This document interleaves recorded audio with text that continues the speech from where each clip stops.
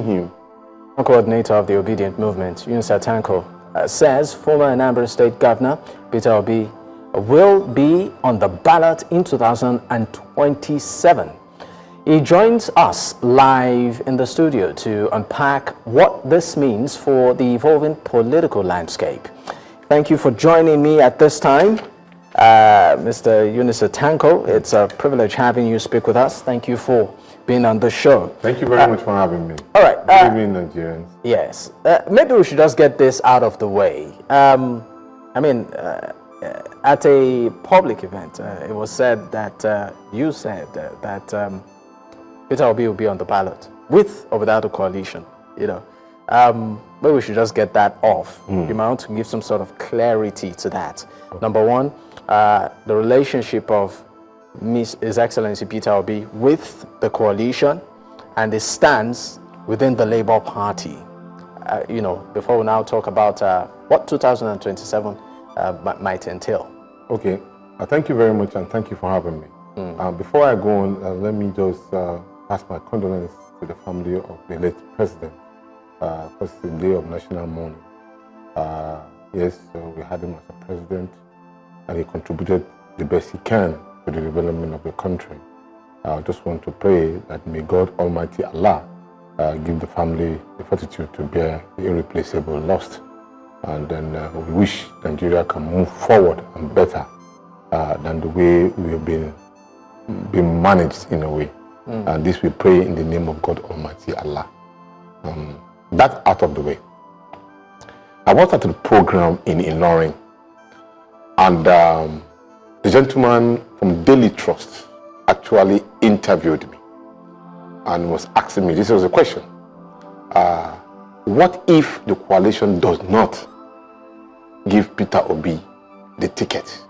So Anna said, we are not even contemplating that, and that when we get to that bridge, we will cross it. I believe strongly that the members of the coalitions are patriotic Nigerians who want to win elections. And in that case, why would they be making a mistake like what we did in those years when we had Abiola, who was the most popular candidate, and we jettisoned him, and then we had issues that we didn't have to now trying to recuperate from. We have a man in Peter Obi who epitomizes character, compassion, consistency, and then compassion.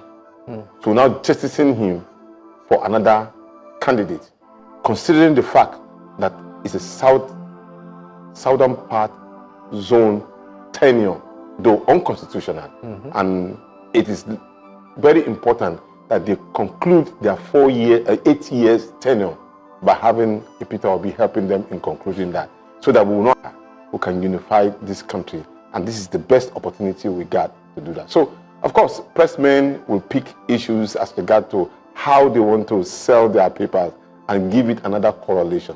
So, as far as we are concerned, we are saying that we believe that it is good for us to have somebody who epitomizes love and care. I can give you a story. Just this afternoon, we are coming from a program somewhere in southwest of Nigeria. An old woman met him. He never knew her from anywhere. And then she was saying, thank you for taking care of my son. And His Excellency was like, who is her son? I don't even know. And she mentioned his name, Adebayo. Thank you, repeatedly. Thank you, thank you. That is to show you the kind of quality of a person that we're talking about here. And this is somebody who moved from point A to point B with energy and using his own resources, going to the north, taking care of the Almajiris, going to the south. So these are kind of quality that His Excellency Peter Obi epitomized. And so why would the coalition even think of jettisoning that for another? But what is the stance, or what's the body language of the coalition right now? And what exactly is the relationship of His Excellency with the coalition? What is their move, the next move? Because we saw at that meeting, we saw him there with other leaders, and Nigerians are asking, is this still, fully with the Labour Party, or has he moved to the ADC? If he's still with the Labour Party, what is his relationship with the ADC? I mean, what next? He has an excellent relationship with the members of the coalition. And he has been able to marshal out the reason why he went into a coalition, which was very clear. Let's find a way to move people out of poverty. Look, Nigeria is in a dire need of solution. There's hunger in the land, there's insecurity, lack of care, and disdain that held. In fact, this particular government, with all due respect, has put democracy in danger. At the point in time, we're discussing about maybe a one-party state in the country. Thank God that the coalition is coming up, and that was why even INEC has to come up with the issue of trying to register political parties. So you see, at the moment now, the coalition has brought out a lot of issues. And so His Excellency has an excellent relationship with members of that particular coalition. But the key issues are, let us work together to move Nigeria out of the present predicament. And then it came about with the issue of unveiling a political party. And he made it very clear that he is a member of the Labour Party. And the ADC coalition platform is purposely for the 2027 general election. Because he has people who are running for election under the Labour Party. As a leader, you must be seen to care about your people. It's not about you alone. And not to show as if maybe he's a selfish leader. He said, look, let us clear this particular candidate who have already gotten the ticket and INEC has recognized those particular persons. Let's work for them. Let us see how far we can help them to win elections. That is care. That is compassion. That is love for your people. And then he said, okay, after that, then we can now decide what next to do. Let's talk about the Labour Party. Yes. Some factions saying that they are not comfortable with his, will I say, relationship with the coalition. You can't be a member of two, will I call it, political parties, and sort of raising dust. You know, what's your reaction to the question is he a member of two political parties? Obviously not, because you've not seen him with the card of any other political party apart from Labour. So you see, our people, many people are not used to dynamism in politics which Peter Obi has brought into the system. We are used to sometimes, most likely, the issue of card and cash and carry kind of political movement. If you want to come to a convention or program, people must be able to give you money. They even go ahead and spending dollars and all. And that's why people say we don't give shishi. The truth about it is that, have you seen Peter Obi attacking anybody or attacking the family of anybody? He only speaks to issues. And people love him for that. And he doesn't mobilize people to come to any of his rally or where he goes to. And that is something different, far different from what we used to have. The obedient movement, for example, is being driven by individuals. They mobilize and support anything that we're doing with their hard-earned money. That is the standard of politics anywhere in the world. And that is what Peter Obi has been able to bring back to our system. It's far, far different. So when they see that, they will always like to pick an angle with it and say probably, no, we're not spending money, we're not giving bribe. No. Politics must be done with integrity, must be done with consistency, must be done with the interest of the people. And once the people show interest into you, you are good and dry. But so he's running away from the old order to a new order. And you can also see that because of some of his messages, most of his messages, the Nigerian youth are in sync with him. They believe in him. That was the reason why you saw that we have about 12.5 million Nigerian youth registering. And that is up to today. We still have this particular control of people who believe in his messages, believe in his character. And this is because somebody who has been able to exemplify and clear himself. I was reading in the paper when he was saying that, look, I left 75 billion naira in the coffers of Anambra State. There were only two of us who did that. Myself, 75, and Musa Yaradua, who left 5. So you can compare. He left 5 million, he has 75. And up to now, even the governor that left after him, which was Governor Obi, confirmed that it was the money that Peter Obi left in his coffers that they used in building the airport that they have in Anambra State. So you see, he's a futuristic and transformational leader. All right. Well, we'll definitely come back to the conversation and dig deeper into issues, but let's go on our first break. When we return, we'll look at, of course, at multiple angles to this conversation. Stay with us, we'll be right back. For some Nigerians, there are concerns. They're saying as much as collaboration is important in politics, but then the question is, what kind of collaboration are you doing, or who are the people that you are collaborating with? So for some Nigerians, they are questioning some individuals within that coalition. They say, we know some of these people. They've held political offices in the past. They seem to be members of the old order. Many of them, ministers, former governors, who really did little or nothing, or even have excess political baggage. And they're asking, why is Peter Obi mingling with these people? Why is he seemingly forming an alliance with the same people that, for them, put them in this situation that they are in? The same question I would have loved to throw back to you. Those who voted for this government, are they still on that particular pedestal of voting for this government? Because they've seen the difference. They made the mistake of voting for hunger and deprivation, disdain. If you ask them to vote again, would they vote for this particular government? Obviously no. So also, for those who have, in quotes, been accused of causing havoc and pain to the Nigerian people, who have seen the difference now, say, okay, I want to trade in a different light. Would you not jettison those particular persons? Obviously no. If there are any one of them that have been convicted, most of them will have been in jail. Okay? And so we leave it as at that.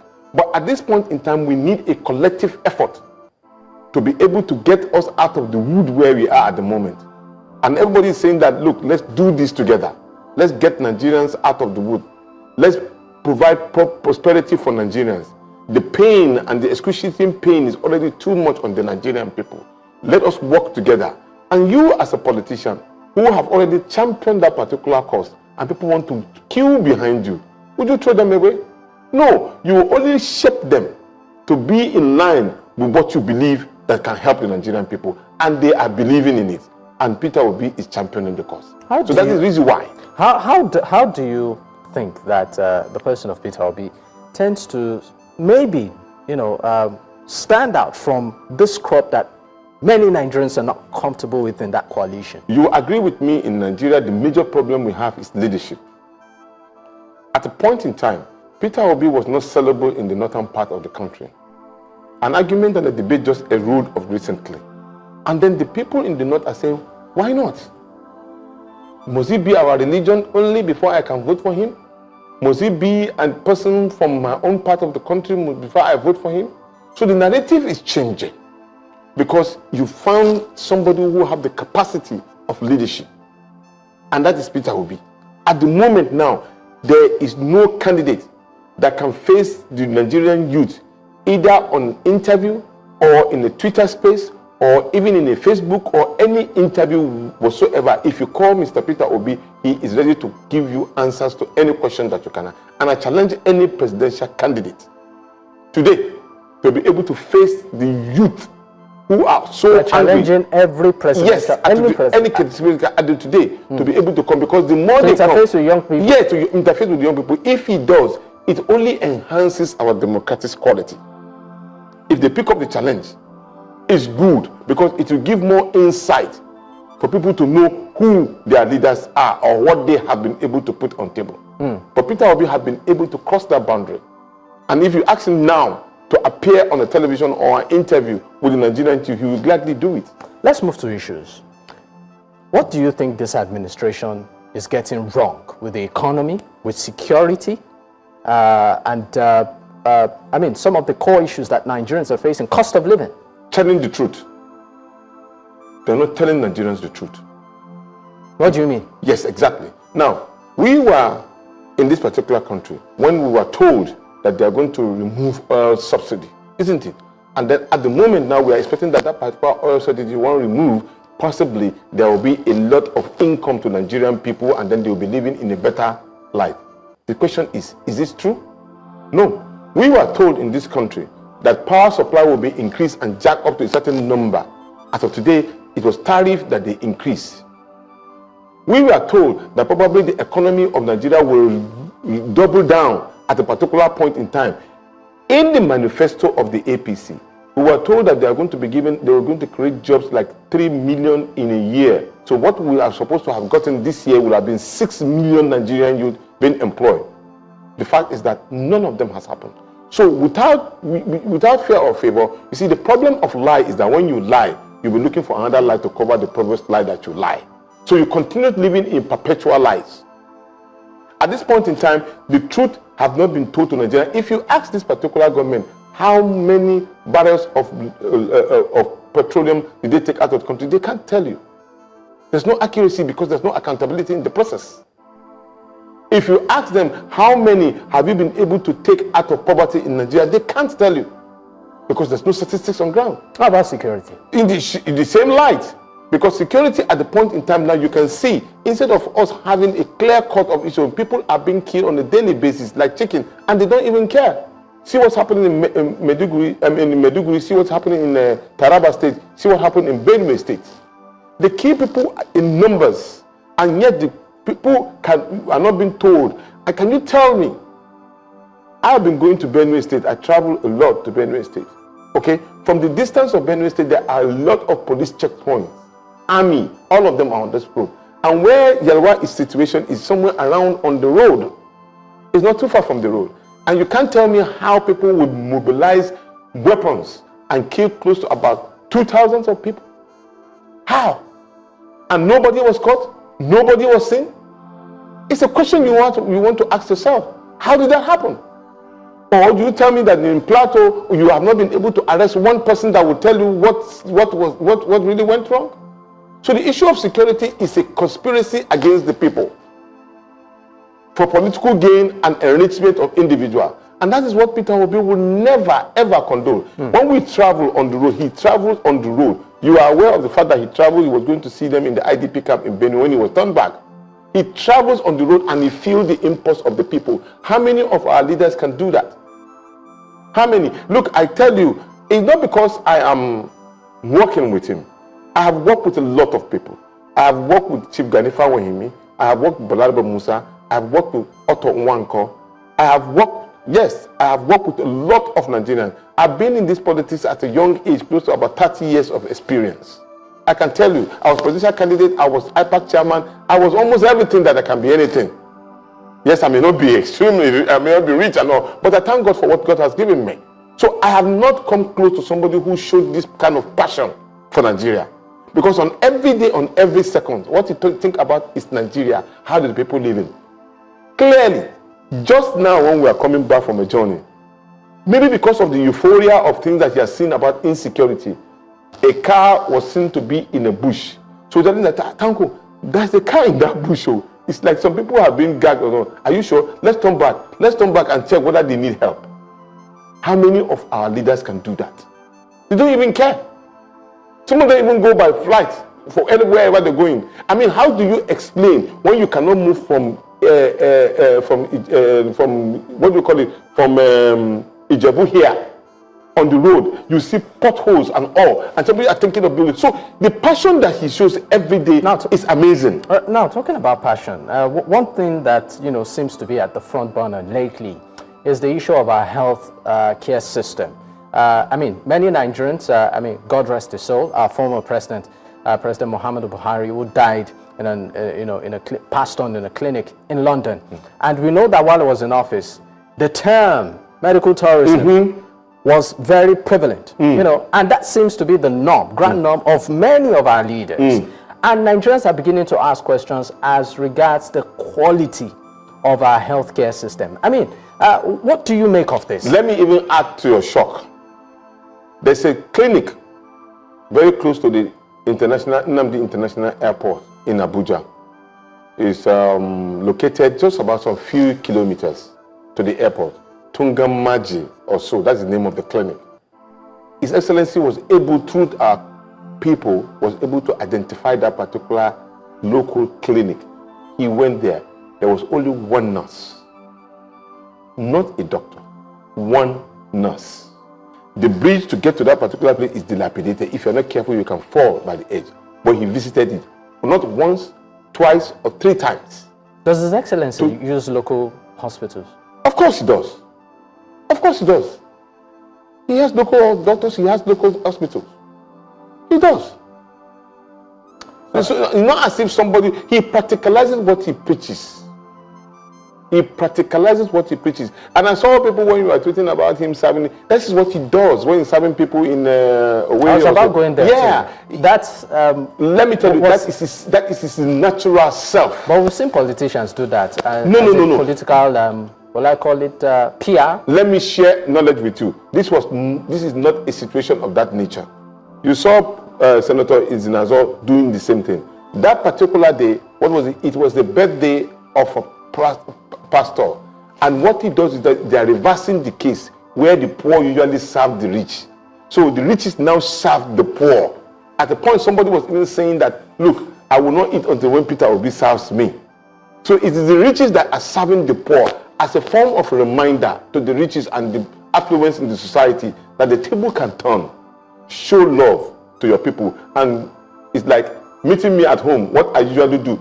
Coincidentally that day, before we even left, he served us food. When you visit him in his house, he cooks and he serves. By himself. He cooks. He cooks his own food. Yes, he cooks and serves. By himself. By himself. Not only that, he will make sure that he serves every one of you. When you are done, he picks the trays. Doesn't he have maids? No, he have some people who are aides, but it's a natural thing that is embedded in him. I'm not joking. It's something that I benefited from. He served me food.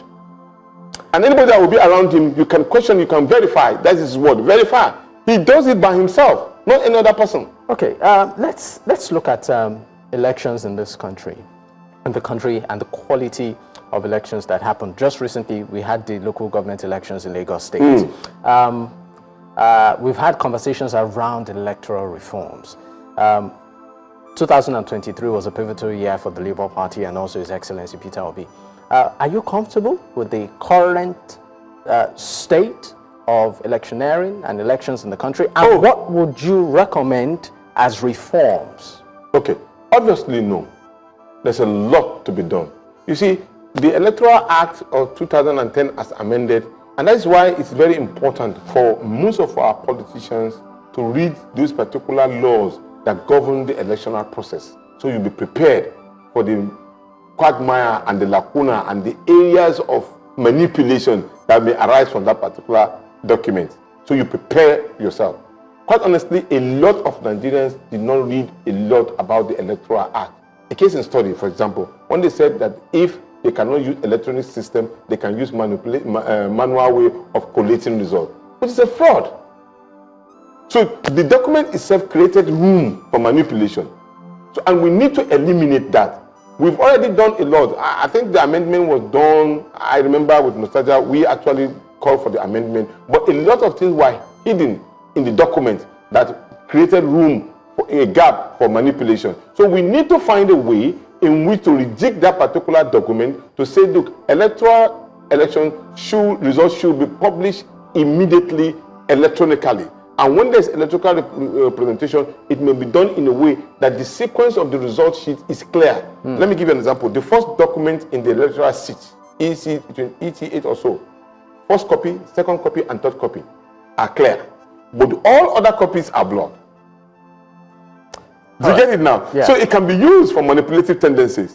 So it is either you give me a clean copy immediately, or you paste the first result on the net, and everybody can see the result immediately on that point. And also the issue of making sure that the counting system and the serial number of the ballot paper are publicly published and all. And then we must also give room for, in a way in which people can register without going through this stress. If you want to vote for me, if I'm in Sokoto, you can vote here and my vote should count. Right. There are so many things that we've already embedded as a document for electoral reform. All right, just before I let you go, a quick one.